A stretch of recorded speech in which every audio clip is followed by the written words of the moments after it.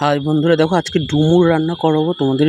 খুবই সহজ উপায়, একটু কাটতে সময় লাগে কিন্তু দেখো আমার এটা তাও 1 ঘন্টার মধ্যে ডুমুরগুলি কাটা হচ্ছে। দেখো ফার্স্টে ডুমুরগুলি নিয়ে এরকম চারিদিক দিয়ে কেটে কেটে চৌকো চৌকো করে ভিতরগুলি ফেলে দিতে হবে।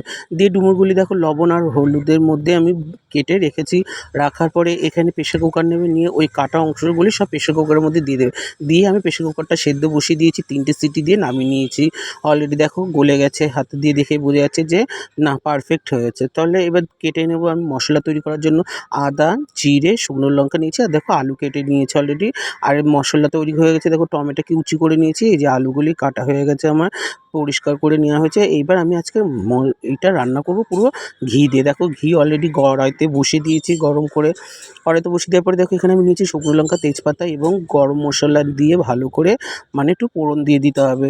তারপরে দিয়ে দেবো, দেখো যেটুখানি ভাজা ভাজা হয়ে গেলো তারপর মধ্যে আলু ছেড়ে দেবো। আলু ছাড়া দেওয়ার পরে আমি একটুখানি সামান্য পরিমাণে নাড়ি চাড়িয়ে নেব। নাড়ি চাড়িয়ে নেওয়ার পরে আমি ওর মধ্যে লবণ অ্যাড করে দেবো। লবণ অ্যাড করে দেওয়ার পরে দেখো একটু নাড়ি চাড়িয়ে নিলাম। নাড়ি চাড়িয়ে নিয়ে এপাশ ওপাশ করছি। আর প্লিজ একটু লাইক কমেন্ট শেয়ার করো, আর একটু পাশে থেকো বন্ধুরা। তোমরা যদি পাশে না থাকো কী করে। তারপরে দেখো হলুদ দিয়ে দিলাম। হলুদ দেওয়ার পরে দেখো একটুখানি আলুটা কালার চলে আসলো সুন্দর করে। তার মধ্যে আমি মশলা ঢেলে দিলাম। মশলাটা ঢালার পরে যেটা পেস্ট করে নিয়েছিলাম মিক্সিতে, দেখো মশলাটা নাড়ি চাড়িয়ে নিচ্ছি। ওর মধ্যে অলরেডি দেখো একটুখানি তেলটা মানে ঘিটার পরিমাণটা একটু বেশি হয়েছে এবং তেল মিশিয়ে দিয়েছি একটুখানি। তেল মিশিয়ে দেওয়ার পরে আমি একটুখানি ভালো করে নাড়ি চাড়িয়ে নিচ্ছি। তার মধ্যে টমেটোগুলি দিয়ে দিলাম।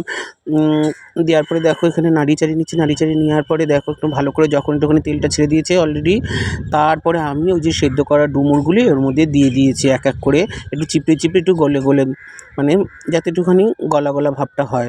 দেখো এখান থেকে তারপর নাড়ি চাড়িয়ে নিচ্ছি একটুখানি। এরপরে আঠা আঠা ভাবটা এসছে। বন্ধুরা একটু প্লিজ পাশে থেকো, লাইক কমেন্ট শেয়ার করো, আর প্লিজ ইউটিউবে আমার চ্যানেলটা রয়েছে একটু সাবস্ক্রাইব করে দিও। তারপরে দেখো অলরেডি ডুমুর রান্না হয়েছে। তারপরে একটু চিনি, নামানোর আগে একটু ঘি আর একটুখানি কেনা গরম মশলা দিয়ে আমি নামিয়ে নিয়েছি। এতে খুব সুন্দর টেস্ট হয়, নিরামিষের জন্য এটা পারফেক্ট। এবং তোমরা বাড়িতে প্লিজ একটু তৈরি করে খেও এবং আমাকে রিভিউটা দিও। টাটা, ভালো থাকবে, ভালো রাখবে, সকলকে নিয়ে চলতে হবে, তাই না? দেখো অলরেডি আজকে ছিল থালিতে নিরামিষ, শাপলা ভাজা, পাঁচমিশালি তরকারি আর ডুমুর। তাই ফার্স্টে আমি আগে ডুমুরটা দিয়ে টেস্ট করে নিলাম। ভালো করে ভাত মাখিয়ে নিয়ে ডুমুরটা নিরামিষ থালিতে দেখে নিয়েছো আজকে আমি টক ডাল, তাই আমি খেয়ে নিলাম ফার্স্ট ডুমুর দিয়ে। ডুমুরটা খুব টেস্টি হয়েছিল। সকলেই তোমরা বাড়িতে খেও প্লিজ। টাটা, বাই বাই, ভালো থেকো।